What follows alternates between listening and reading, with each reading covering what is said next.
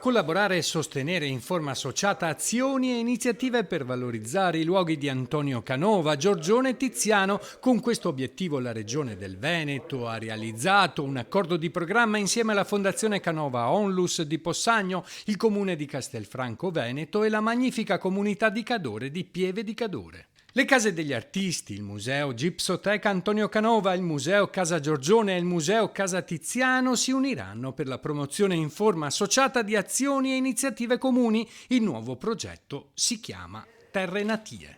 Abbiamo quindi sviluppato questo accordo coordinato dalla Regione per mettere insieme quelle che sono le offerte non solo museali delle case natali, ma anche tutto un sistema di offerte culturali, di iniziative culturali parallele che ci permette di dare un'offerta maggiore al pubblico e una capacità di fare rete, di fare sistema che per noi rappresenta una buona pratica.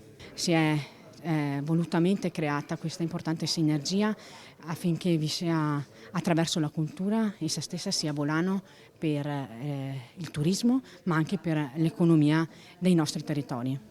I visitatori avranno la possibilità di entrare in una realtà nella quale ogni istituzione potrà da canto suo promuovere anche le altre. Ci metteremo in rete sotto l'aspetto della comunicazione. Chi arriverà in Veneto, a Venezia, saprà che in un territorio abbastanza circoscritto che va da Treviso a Belluno ci sono 3 grandi realtà pronte ad accoglierlo.